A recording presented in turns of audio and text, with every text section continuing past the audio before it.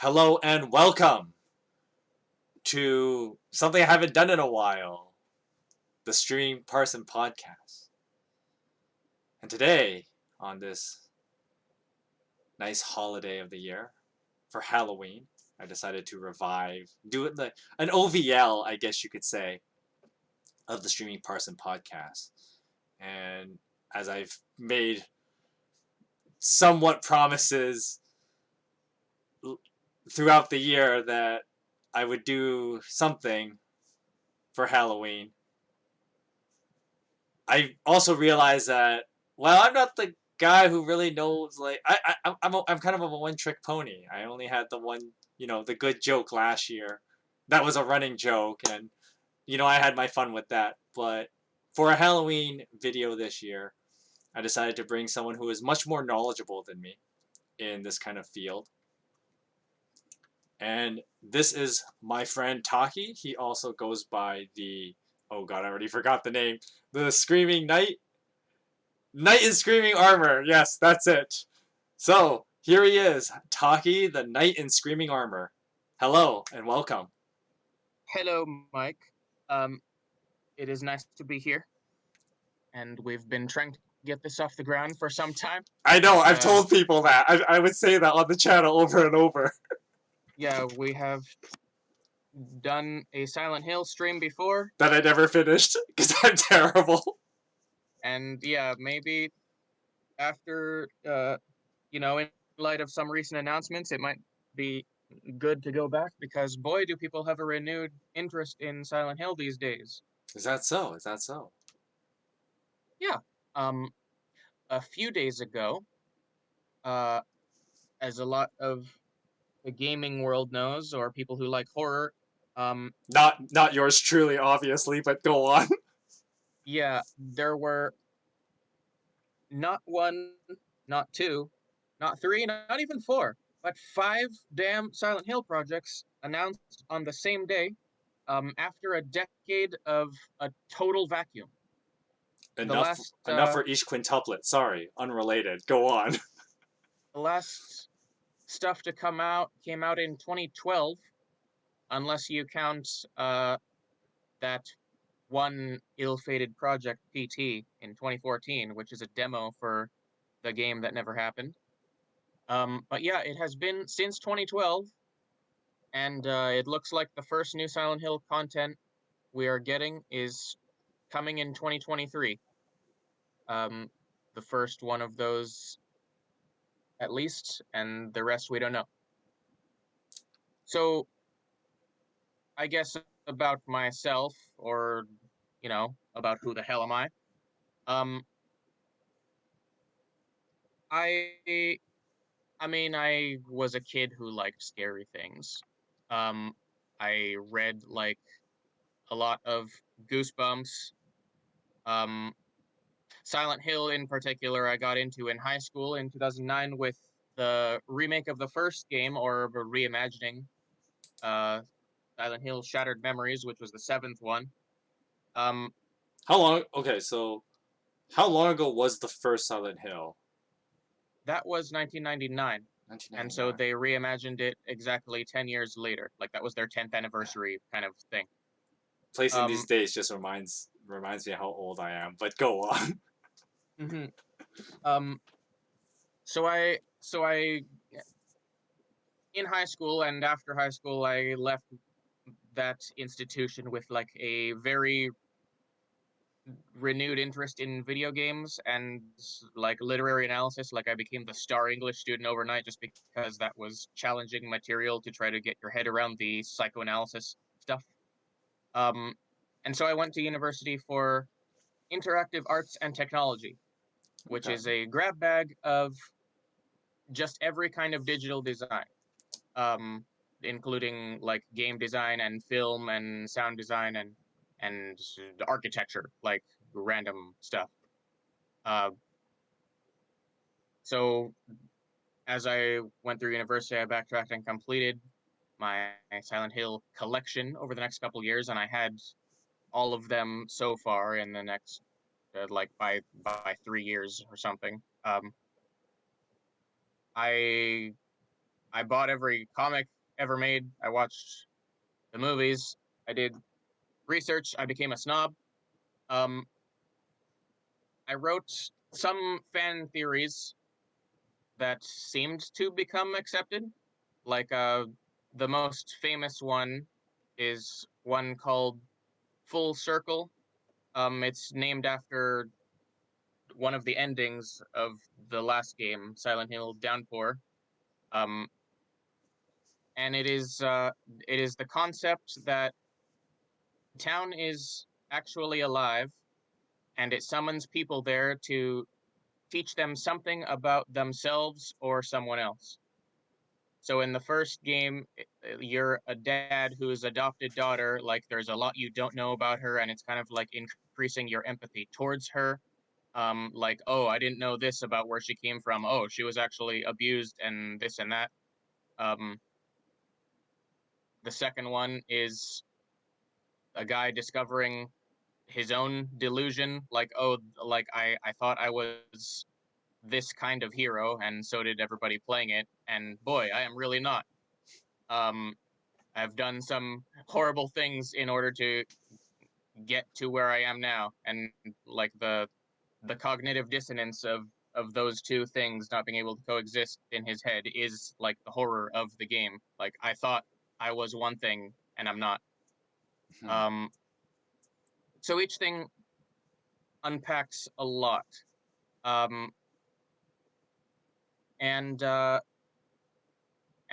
mean that theory, full circle, was like I saw it on one occasion shared by some people in the credits of Downpour, like people who had uh, worked on or promoted it. Um, I don't know that that was unexpected, but kind of gratifying. And and people started like I started seeing the same terminology used in people's fan art, and like there was a joke thing where Sonic goes to Silent Hill and starts like looping in a circle.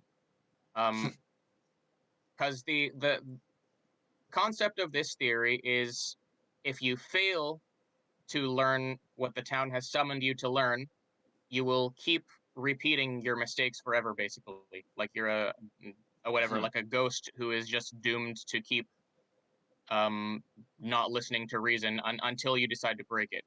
So it's Hmm. like Sonic was stuck doing the same loop de loop or whatever, and people had all kinds of silly spins on it. Um, Figuratively and literally.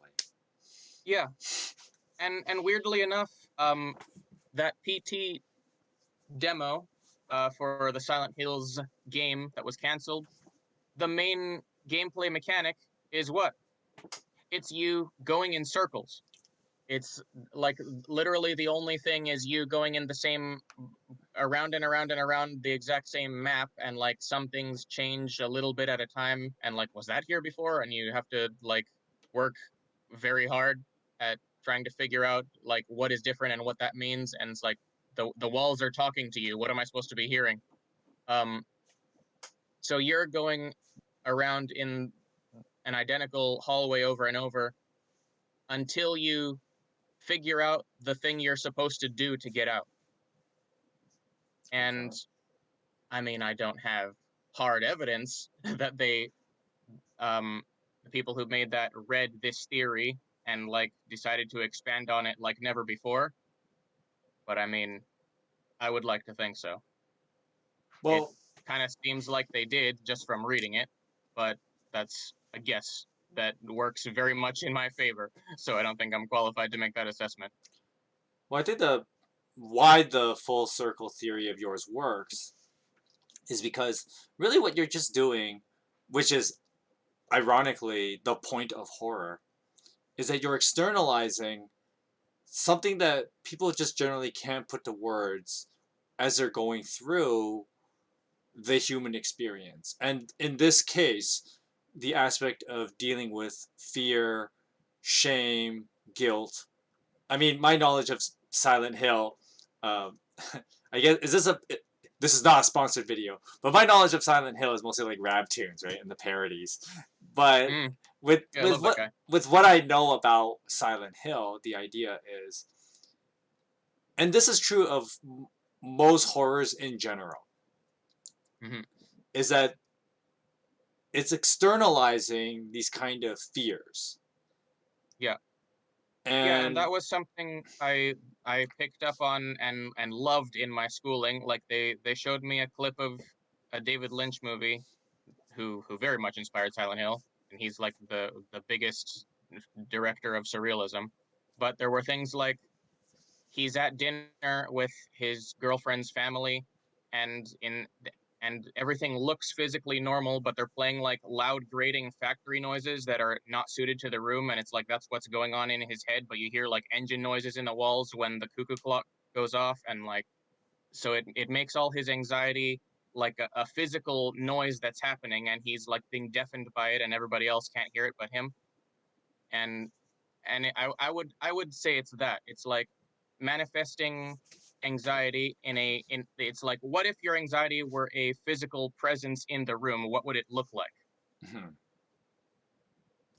And I think what's important about that from a psychoanalytic perspective is that once you are able to create a construct, if you will, of your internal fears, that gives Hmm. you more tangible goals of how you overcome them.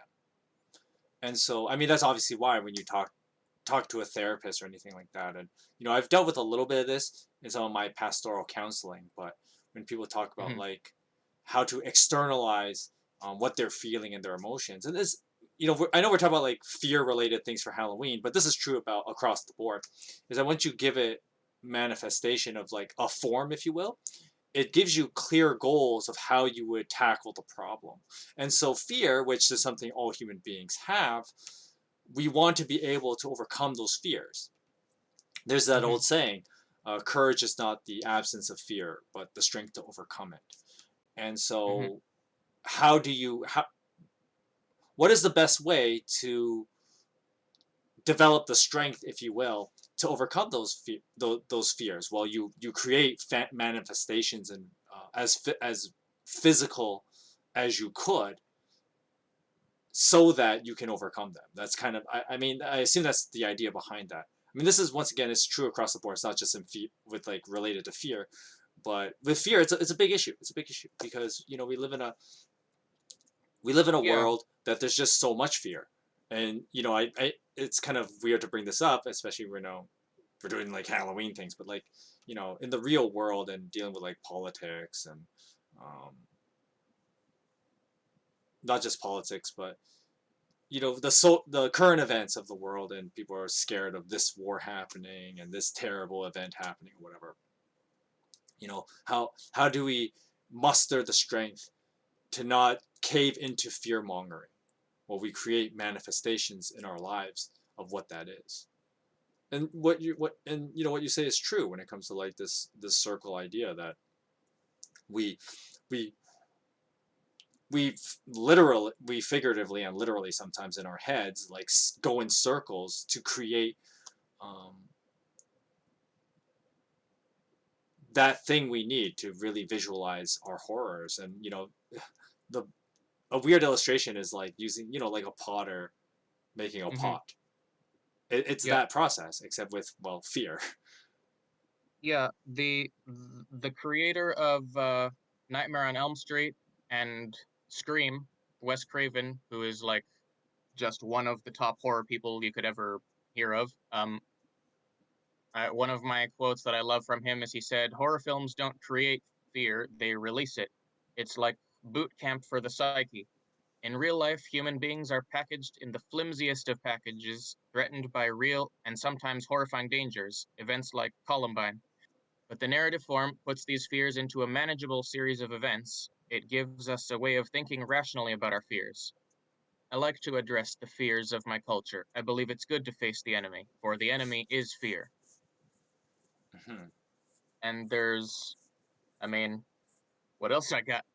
Um, I I have other ones about even in children's fiction, because lots of horrible things happen there. There's witches trying to cook you, and like your evil an uncle and um, someone else, G.K. Chesterton, says in his book, The Red Angel, fairy tales, then, are not responsible for producing in children fear or any of the shapes of fear.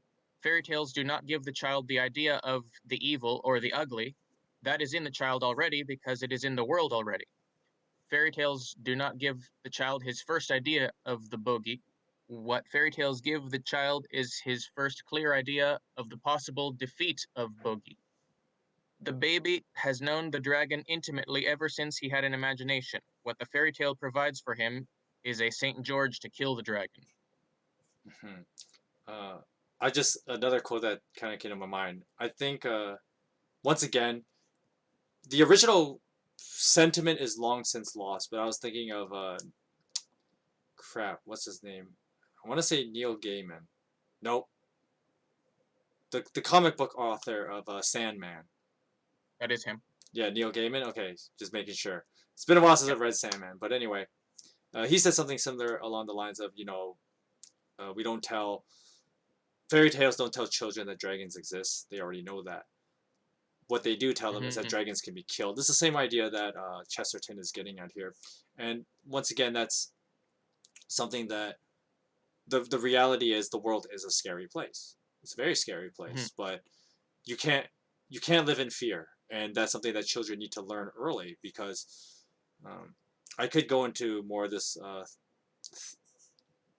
conversation now, and I've done it many a times in my other podcasts as well as my Bible reading streams, but something that unfortunately has happened in our culture is that we live with a bunch of adult children that Mm-hmm. that they're too afraid to do things. And I hate shoving my friend under the bus like this sometimes, but my buddy Baruka, which you guys know, he I've talked to him about this, and we've had headbutts about this because at the end of the day, there is a real fear, and I criticized him once about how, like, Burke, I've known you for like four or 5 years, and you have not changed.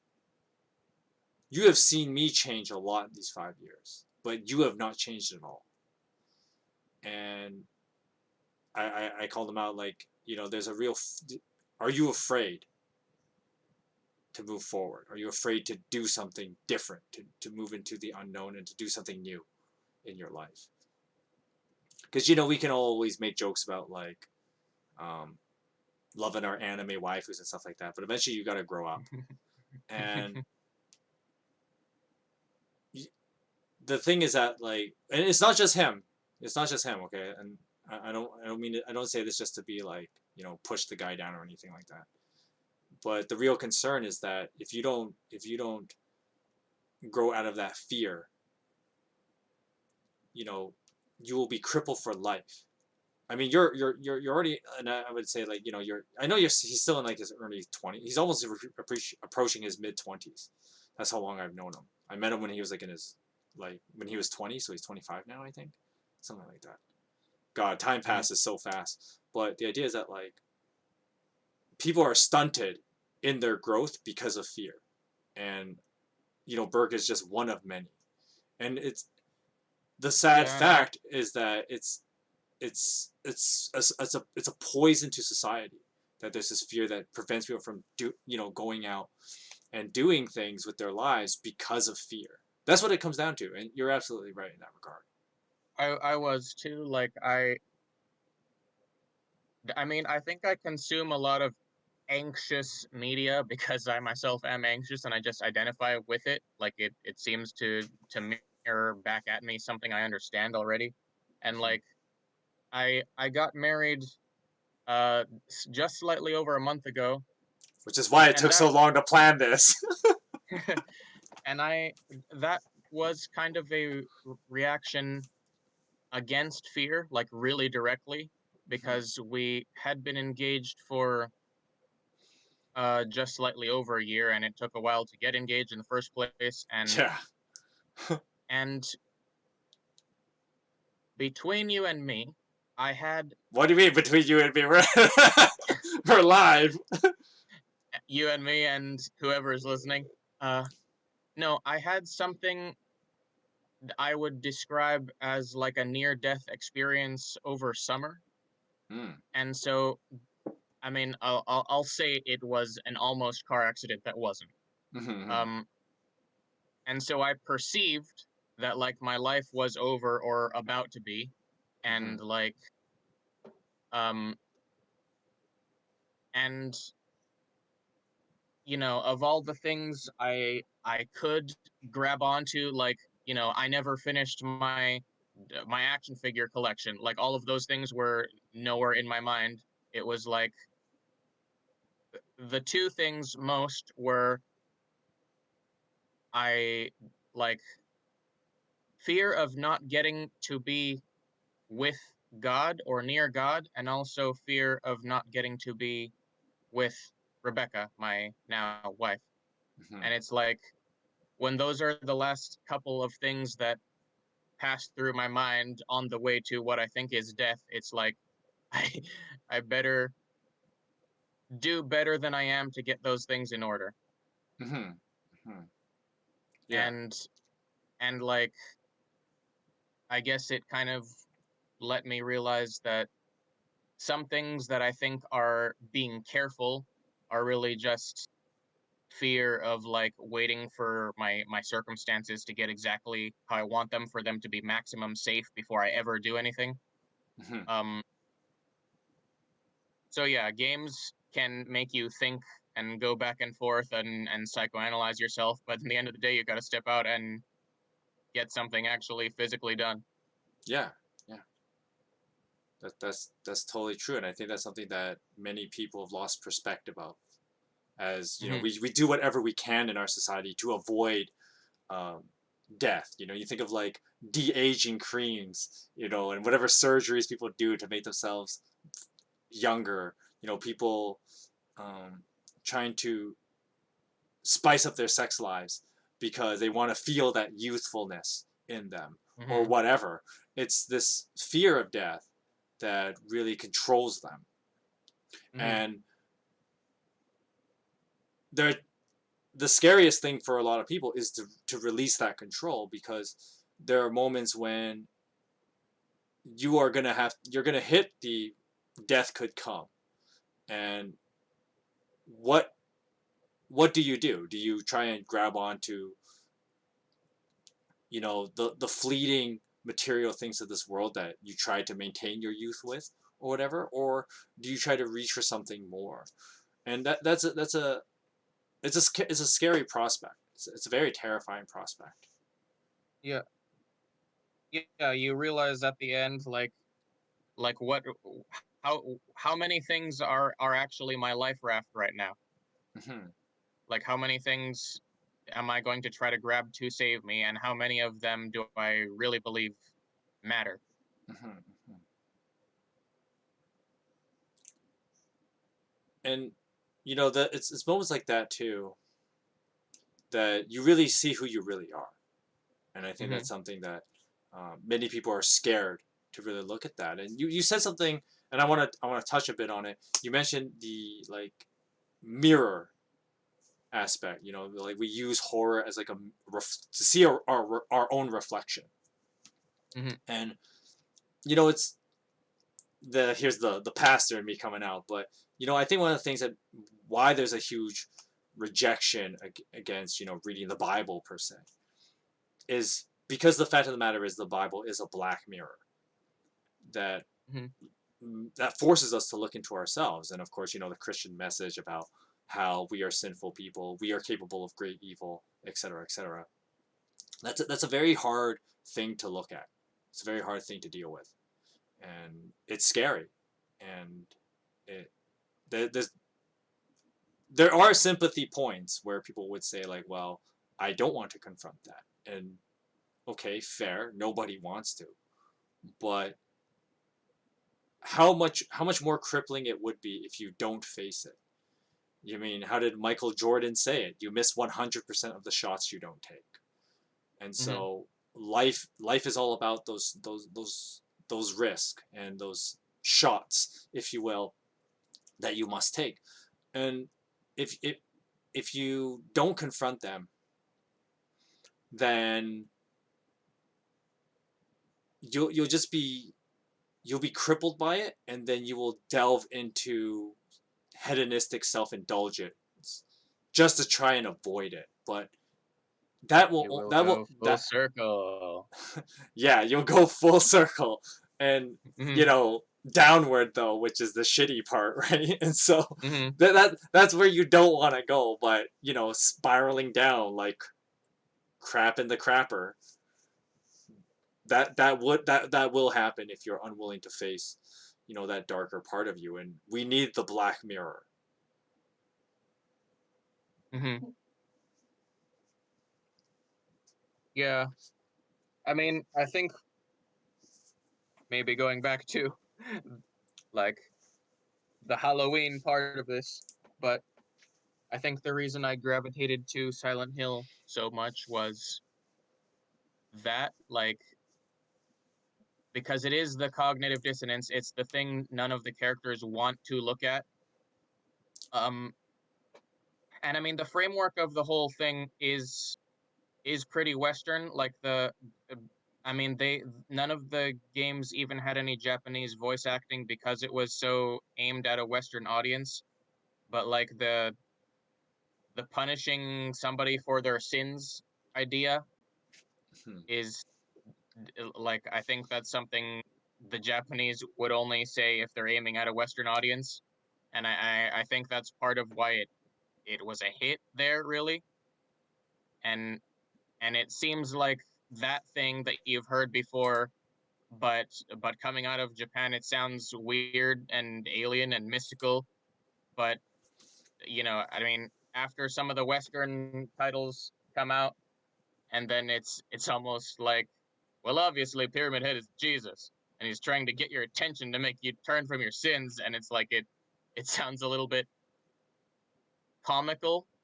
Hmm. um I mean, the very last Western game that nobody, or not nobody liked, but it's the worst received one.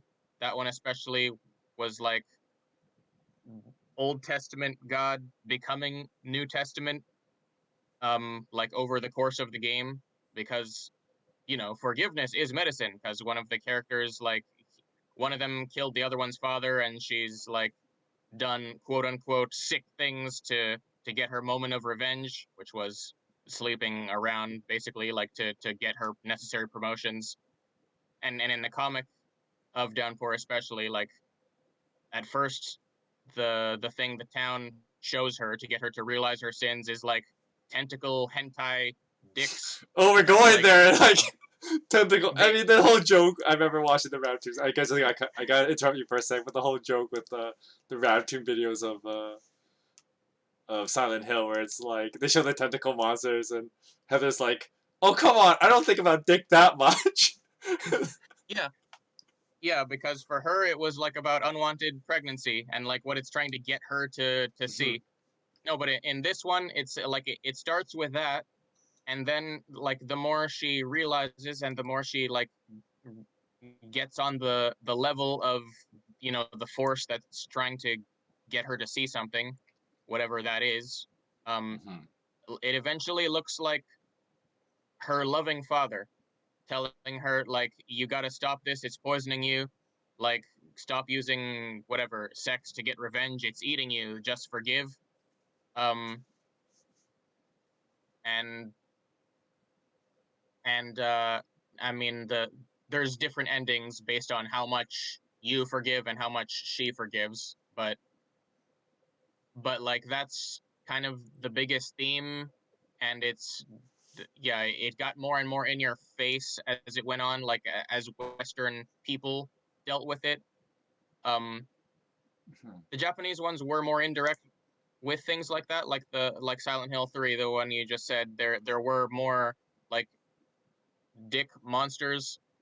um but Of course, there in are. that one, um the cult kills her dad, and so she goes back to the town back where all of them live, and like kills like their main monster, and kills the lead cultist lady and kills uh quote unquote god of the cultists, and the end cutscene, she just crumples to the floor and sobs, "Dad," because like after everything she did, revenge didn't bring him back. And so it's like, yeah, it's not nearly as on the nose as something like Downpour, the last Western one, but it has more or less always been there. Mhm. And yeah, No, I'm just acknowledging what you're saying. Go on. yeah, and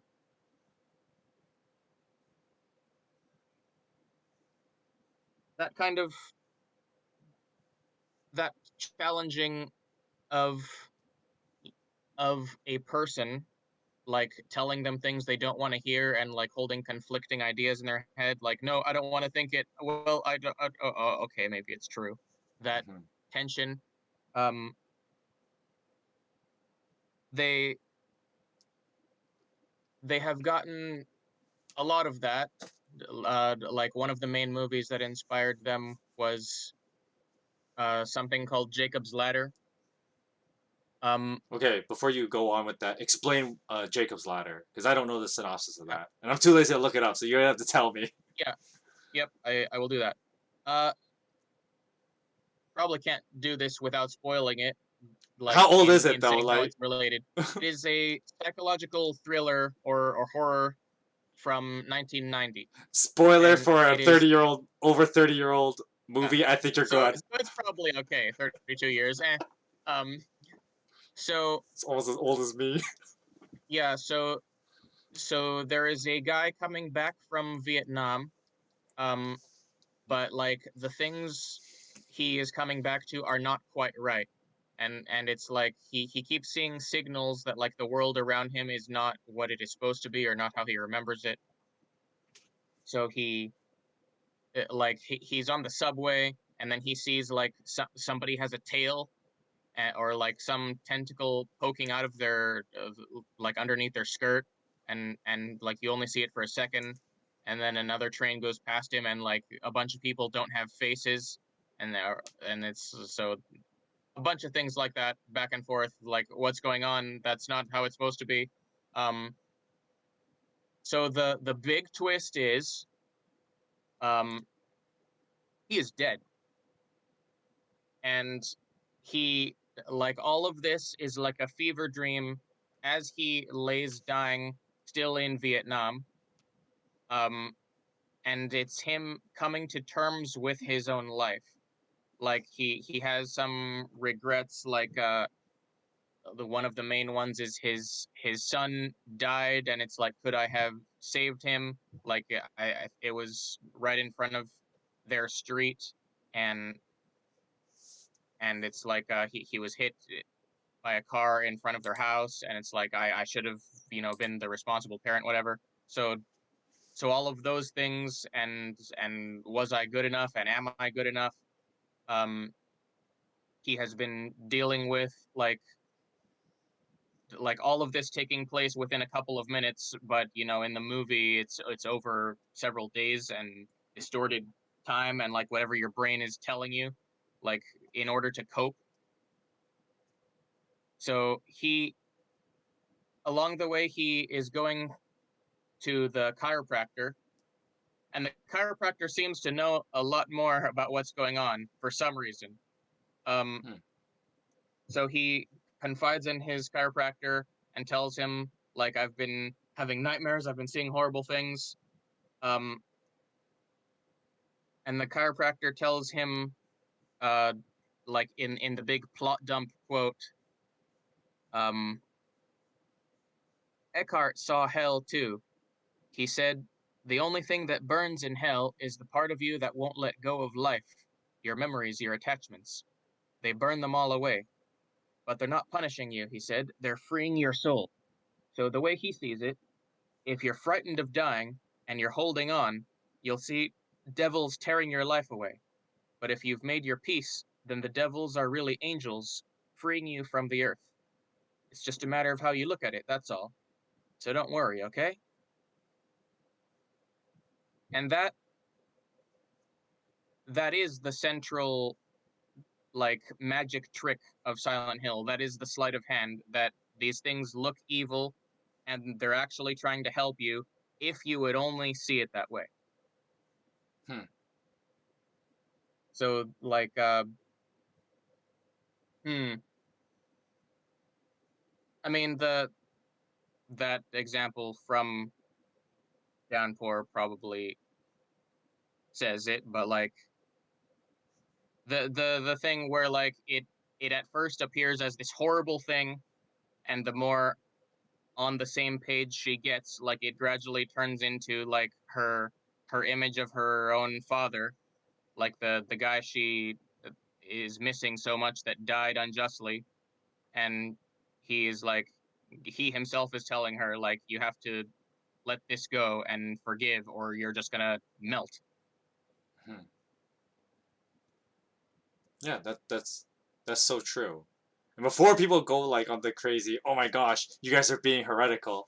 But I mean, to be fair, the running joke was when I was in seminary, half the time you have in like deep doctrinal discussions, and the other half is borderlining blasphemy. But to clarify the Jacob ladders thing, I know some people might freak out, be like, "What? Devils really being angels?" So let me clarify a little bit and give you some context. So the movie's obviously called Jacob's Ladder, and so for those of you who don't know, in Genesis, oh, I should probably have the chat. I should probably have the chapter in much more clear point here. But basically, Jacob is this is like after chapter 30, where Jacob um, he steals his brother's birthright. So Jacob is a twin brother of an older brother named Esau, and after he basically plays a horrible trick on his dad and his older brother, Jacob runs away. And to be It's fair, Genesis 28. Genesis 20, so not quite past chapter 30. So anyway, in Genesis 28, thank you, by the way. I know as a pastor I should have that memorized, but anyway, so Jacob's running away from his older brother because, after stealing your older brother's birthright, he probably wants to kill you. So he's running away from his older brother, and he's camping out one night, and he has this dream about he sees a ladder from earth to heaven kind of thing, and the movie's kind of getting at this idea of the hell that Jacob created for himself, Hmm. which is, of course, the irony behind it is how God is going to fulfill prophecy. That the when shit, what's the mom's name? Is it Rebecca? Yeah, Rebecca's the mom. Hmm. Um, not Taki's Yeah. wife to be confused. But Rebecca, Jacob's mother, was told when the two sons were born that that she was given a prophecy about how the older will serve the younger. Hmm. And so it's interesting because the way that you kind of see it's going to happen is that Esau does some really dumb things because he's Esau's the brutish older brother who doesn't know anything. Yeah. It's the typical older brother is more of the physical fighter and the younger one's more cunning. That's a thing you see in like all kinds of media, all kinds of story play on this story of the older brother being the more brute force and the younger brother is the more cunning one. So anyway, the prophecy that's given is the older will serve the younger. And so Jacob steals his brother's birthright, is basically what he does. And he steals his brother's blessing. So Esau just got like, totally shat on by his younger brother. So Hmm. naturally he would rightfully be angry. Because Yeah. of course, ancient cultures and all that, right? Older sons are privileged. Hmm. So anyway, so while Jacob's having this dream, he sees this ladder that goes up and down between heaven and earth. And the contrast is that God is going to do something, even though Jacob's created this hell for himself, because now Jacob is in exile. He essentially caused himself to be in exile out of his homeland, and then of course the story carries on that he ends up um, back in somewhere in Mesopotamia, and of course he has his the waifu wars with his two wives and their maidens and like four baby mamas, and that's its own hilarious story. But Hmm. anyway, the contrast is that Jacob had created his own personal hell, Yeah. but then of course God uses that for opportunity. And then, of course, because this is a streaming Parson and I'm a one-trick pony, we have the first instance of Jesus as the Grim Reaper. And there's a story, few chapters later, I don't remember exactly which chapter it is. It's like 30 something. But anyway, um, Jacob is returning home. And he knows he's got to deal with his older brother. So he first tries to be cunning with it. And he says, "Okay, I'm going to send my brother a whole bunch of gifts, and hopefully that will make him happy, and that he won't be mad at me." And then he says, "Oh wait, and then I'm going to send my family over, and then have my family tell my brother that we are his slaves, that he can have his way with us." So he sends his wife and his kids over, his wives and his kids over. Jacob was kind of like that. So anyway, Jacob is the last one to go over this river, and he's kind of sitting there meditating on how to deal with his brother. And then this shadowy figure shows up, and then Jacob gets into a fight with this guy. And they fight until it's almost sunrise, but it's still dark. So Jacob actually can't see this guy. He just knows this shadowy figure is attacking him. And Jacob fights this guy. And then eventually the stranger hits his hip, and then it dislocates it, basically. And then Jacob, not being one to give up, he grabs onto this shadowy figure, which is probably the last thing anyone would do, right? You've been fighting this like weird shadowy figure for hours, and the last thing you want to do is like grab onto him, right? And then Jacob says, the whole like, "Bless me, before you will give me a blessing. I will make you do it." And the shadowy figure is like, "No, it's almost daytime. Like, I'm tired of this. I'm tired of dealing with you." And then Jacob goes, "No, you will bless me." And then, of course, the figure says, "All right, your name is no longer Jacob, but now it is Israel, for you have struggled with God and have succeeded," which is what the word Israel means. Israel means like a struggle. And El is a title word, which means of God. And so Israel means the struggling with God. And then, of course, the figure says, "You have struggled with God and you have succeeded." And then, of course, the funny thing is, Jacob asks, "Who are you?" And then the figure goes, "Why do you even ask that?" And then just walks off. It's just like, huh? But of course, the implication was, weird. I already talked about this in my Genesis reading, which you should go check out. But basically, the implication was that by the way the figure speaks, you know who it is. Yeah. And the implication was that it was actually God the whole time. Which is funny because he appears as like a shadowy figure in the black of night. Like, what's going on here? But once again, going back with that quote that Taki was talking about with the Jacob's Ladder movie, it's kind of the idea that we think that these dark things go over our lives, but you never know. Like, it could very well be how God speaks to you and reaches out to you.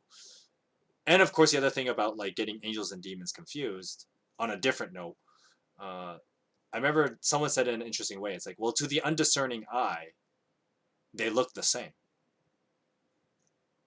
And so it's easy to get lost in what you presume are devils, where God can pull you out of any kind of darkness. And of course, there's the whole funny thing too. I always make this joke about how, like, you read throughout scripture and you see that, like, for some reason, Jesus just likes walking around in the dark. It's just something he does. He's always out at night. And of course, what he's actually doing is that he's finding time to pray with the Father. But that's besides the point. You notice that Jesus is like walking around a lot at night. So like John 3 has an example of this. Nicodemus approaches him in nighttime, so it's night out. The story of where Jesus walks on water happens during the night. Jesus just does this. He just likes to walk around at night. And of course, the idea is that even though it's dark out, Jesus is the light in that darkness. So he, when he's speaking to Nicodemus, he's speaking about the truth of God's light and his love. In the story of the storm, where Jesus walks on water, the disciples are terrified that they're going to die in the blackness of night, and no one's going to find their bodies, right? But then Jesus shows up to comfort them. And so this idea that even in these dark moments in our lives, God is there, Jesus is there, and that's definitely, that's something that we can really get from. I know I'm jumping a little bit ahead here, but that's something we can really get when we try to confront the horrors in our lives, and as dark as it might be. And you know, I'm going to transition to this weird topic. We'll come back to the Silent Hill things because I know you want to talk more about it in a bit.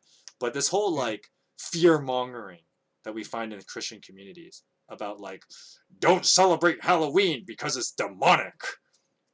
That whole Yeah. business. Oh man, like I don't know where to start with these guys. Taki, I've been talking for quite I a bit. You actually take it I up. I, I have a quote open, weirdly enough, with that same train of thought. Um, I don't know if we can play it though. I don't want to get copyright stricken yeah, no, unless you just read it out or something. I don't actually know what the I quote mean, is. yeah, yeah, like, I mean, I have said this as an argument, and I'm glad someone else said it. The critical thing, uh, Christian fundamentalists misunderstand about Halloween is that demonic participation is a hard thing to do. It involves faith. Just like the giving of gifts on Christmas Day does not make one a participant of the blood of Christ, trick or treating does not make one a participant in the blood of witches. So, like, it's so many people, um, you know, to use the old adage, take the Christ out of Christmas. And, like, do you think those people, like, accidentally got saved because they handed someone a Christmas gift? You can Hmm. say it. Um, hell no. So there's other people saying that, like, you can carve a jack-o'-lantern and, like, accidentally invite demonic activity or something. I mean, I I've moved Christian circles a lot, so I've seen a lot of different takes on it, and there have been those people where, like, you know, I remember my dad's aunt once ejecting a Batman movie because, like, a supernatural thing happened to be happening on screen. Like, it was the part where Catwoman comes back from the dead, and she, like, Oh, forcibly ejected my VHS, and I was like, "But that's the greatest thing in the world. Why would you do that?" And some people, like, there was another quote you sent me. My Rebecca, my wife, it was like, people people who have reactions like that, who people whose devil is so big that you, like, need to be cowering, like, it can only be because your god is so small. Like, hmm, get it in perspective. Like, hmm. if everything you say about your god is true, then what are you doing, like, quaking in the presence of a VHS? Like, that is an idea, and it's not going to, like, jump out and literally drag you into Sheol. Yeah, and I mean, a simpler way of putting that would be, if we have the Holy Spirit living in us, Hmm. there's not a damn thing the devil can do. I think one of the, like, on the one hand, part of secular culture doesn't acknowledge that the devil has power. But the problem in the Christian world is that we put too much power on him. Yeah. And, when people have these wildest assertions of like Halloween being demonic or whatever, it's like, okay, it can be, but your brother in Christ is not going to like a satanic meeting. Well, you can relax, buddy. Right? Like you have to like, and if you try to be rational about it, it's like, okay, you have to try and justify to me why giving candy to a kid is like demonic. Like that Hmm. sounds ridiculous when you say it out loud, but and of Yeah. course you run into other. I mean, I'm speaking from a logical side here because here's the academic nerd in me coming out, but when people like they say like, okay, Halloween is evil because of these like pagan roots or whatever, and Yeah. because it's pagan, you can't do it. And I was like, well, if you really follow through with your logic, I guess you can't hang the picture of your deceased grandmother on your wall because pagans do that, Hmm. right? You think of like Eastern religions where they like do ancestral worship. Yeah. They put, they have shrines to their grandparents and their ancestors, whatever. It's like, I guess you can't hang pictures of your grandparents on the wall then. And Hmm. you know here's the other thing too, that I tend to be a lot more. I kind of made this joke that like, despite the fact that I seem like a pretty relaxed, chill person with like people I talk to like at work or on other Discord servers or whatever, people don't immediately think that like, oh yeah, Michael's like a religious guy or whatever. But like, I would actually say that like, and this is because of internal reasons. I would actually consider myself deeply religious, but of course, from an internal logic view, it's because of like, well, because I adhere to what my religious beliefs stand for. And so, for example, like loving your neighbor and stuff like that, and I take great extremes to things like that, like how to really show kindness and love and stuff like that. And in that sense, Hmm. I am very deeply religious because at the end of the day, it's about your motive and how you carry that out. And of course, we're filming this not on the Sunday that this is uploaded, but in my Romans chapter 7 reading, which we just did, I talk about the idea of virtue ethics. And of course, the idea is that the idea of virtue ethics is that you cultivate good behavior, and that drives your character. And so this is true about any holiday that we celebrate, whether it's Halloween, Christmas, or whatever pagan things that we do. But at the end of the day, the people who treat holidays as pagan are pagans. Hmm. And so, but It is a pagan like superstition. Like it's the most pagan thing you could do is like have a fear on that basic level, like that the ghosts are going to jump out of the object in my hand. and there's nothing more unfunny than explaining a joke. But anyway, in all seriousness, though, I think that's something that many people in the Christian world lose sight of pretty quick, and that's one reason why the streaming Parson exists. This is why I do this in the Hmm. format that I do it, is because of I think there needs to I think there needs to be um, we need to live out more faithfully, and to be like Jesus. And so going back Like to my Jesus, who was going into all these dark places with people he shouldn't be around exactly because he right, was the light. but because He is the light, and that is something that we latch onto, and Yeah. that is how we know we are saved. Hmm. That is how we know we are saved because Jesus entered into that. And in Catholic doctrine, they talk about how like, well, in those 2 nights he was dead, he went into hell and overcame hell. That's a popular thing in the catechism, in Catholic Yeah. catechism, is that the idea that Jesus actually went into hell to fight over and win the people who were condemned. Because this, of course, in Catholic theology, they talk about like, okay, people that died before Christ obviously had to go to hell because there was nowhere else to go. And so, but now that Jesus was here, he could save those people who were, some people who were sent to hell. And so that was kind of the idea there. And the idea is that is it's because of the light that Jesus is, and then we latch Hmm. onto that as well. And so that's something that that's something that I encourage my brothers and sisters in Christ. If you really believe that, you will live that. Hmm. And so all these like weird talks about like, oh, Halloween being demonic is like, yeah, there are people who do demonic things. I'm not denying that that's not the case, but I mean you could say that with anything in the year. It doesn't have to Hmm. be Halloween. It could be any time of the year. People do demonic things. You think of like how people uh, steal, how people you know rape, how people kill. It's not a Halloween only thing. Okay, people do evil things any time of the The year. devil works in not so mysterious ways sometimes. Exactly. And so, but it's not about what others are doing. It's about, are you looking to the one who is life? Are you looking to the one that gives salvation? Are you the one who looks to Jesus? That's what it comes down to. And so any time of the year can be that time as well.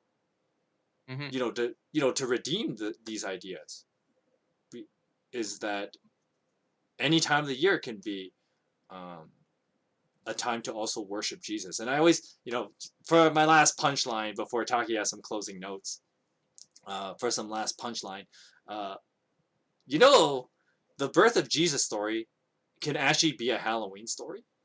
In the book of Luke, you actually learn that Jesus's 40-day consecration, which is a requirement of Jewish law, happens during the Feast of Tabernacle. The Feast of Ah. Tabernacle is a time that basically it's the Jewish equivalent of the harvest festival, and you do sacrifices to God during this time. In Luke chapter 2, you know this is the case because Joseph is allowed to offer 2 pigeons. If it was the Passover, where some people theorize where Jesus was born, if it was the Passover, the pigeons would not have been allowed. Passover is extremely strict that it must be a 1 year lamb without blemish. Passover is extremely strict. Whereas tabernacle, you can sacrifice other things. And since Joseph is Mm-hmm. allowed to, we assume that this is the time of tabernacle. Tabernacle would be in late October. Well, mid October, more accurately. And so Jesus' consecration actually happens closer to Halloween, if you think Ah. about it that way. But I mean, that's why many people actually, Bible scholars quickly acknowledge that, like, yeah, we know Jesus wasn't born on December 25th. He was born Mm-hmm. sometime in September because Luke 2 suggests that he was born in September, and his consecration was in the Feast of Tabernacle. And to add a little bit more of that Halloween element to the Jesus story, is that there are 2 old people at the temple, and one of them is this old guy named Simeon, because they're all freaking named Simeon. But anyway, there's an old guy named Simeon, and he gives this prophecy to Mary, the mother of Jesus, and he tells her about, like, this baby will bring a sword. Mm-hmm. And then Mary's just kind of like a what the hell kind of moment, kind of like, okay, this is kind of weird. And then because when Simeon first holds the baby Jesus, he's like, Lord, you have finally fulfilled your promise to me that I would not die until I saw the Messiah, and here I am. So I'm ready now. And then he gives Mary that weird prophecy about, like, the Jesus will bring a sword, which is a weird thing to tell a person's mom, but okay. Mm-hmm. Totally a Halloween story, I'm just saying. But anyway, um. go on. Funnily enough, and this isn't something we planned beforehand, but the way my mom tells it, uh, she accepted Jesus on Halloween at a Halloween party. Hey, it comes any time, and I think that's Yeah, something that. yeah. I mean, she grew up Catholic, but like backslid um to where like she didn't believe in anything or like believed in reincarnation, and I mean like was kind of just like New agey. it, Just say it. it's like whatever the fad was, or like whatever her boyfriend at the time was into, like she would try that on. um and yeah, she had like one boyfriend who was into reincarnation, and so she thought maybe that's the way for a while.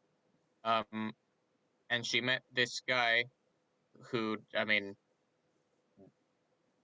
she she says like coincidentally he looked like Jesus, which is kind of funny. It's like a California surfer dude guy with the long hair and a beard, but like he started talking to her at a party and was like, how are you doing? Like you look kind of withdrawn. And then like he ended up like leading her back.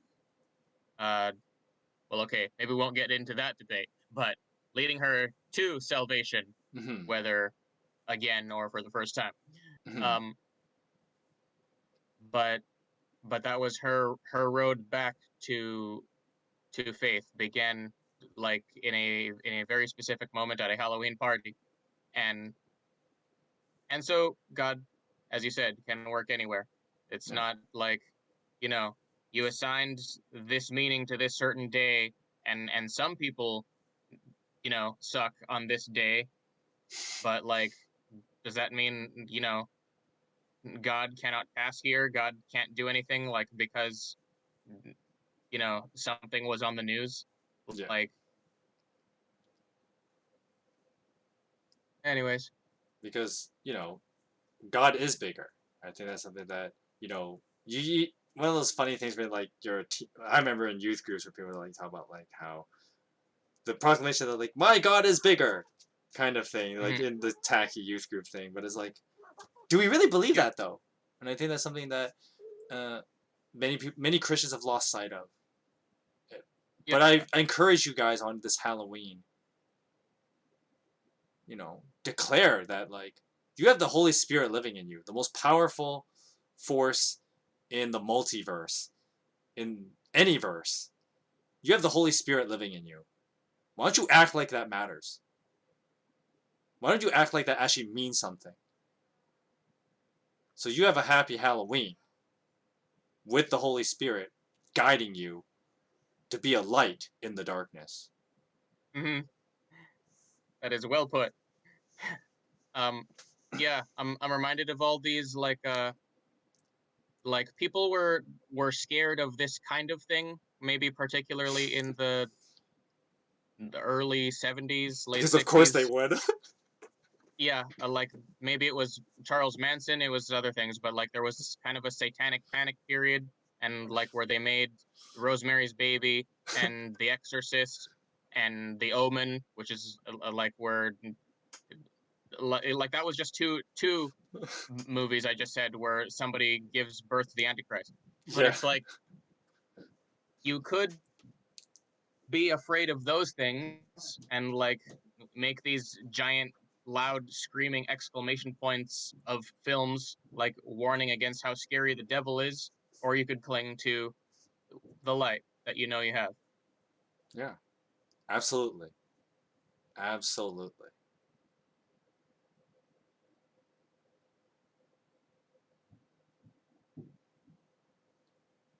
And with that said, thank you, Taki, for being here. Hmm. Uh, Thank you for having me. it was great having you here. See, I feel like we could do so much more. I know like this only like an hour long, but that's fine. But it's stuff like this that like I live for as well, Hmm. and I think this is something that all of us need really. Just to really flesh out these ideas and to really think things through. As we started with the video, our earlier topic about the point of Silent Hill was that we externalize these things inside of us, the fears and the challenges. But hey, um, God is bigger than those things, and we need each other to remind ourselves of that. And Hmm. that's why we do things like this. That's why we celebrate any holiday really, including Halloween. Oh crap! It's an obligatory water noise. Sorry, guys. But anyway, Ty, do you have any final statements before we close? Yeah, no, I love doing this as well. I could do it all day. My greatest regret about this 1 hour is that it was not 2 hours. So Yeah, have me back anytime. yeah. I would love to have you back in the future. But with that said, this is going to be the end of the podcast. I hope you guys enjoyed the Streaming Parson podcast. I hope you guys have a great Halloween. Take care of yourselves, Hmm. of course, and God bless you. Happy Halloween. Yeah. See you, everybody.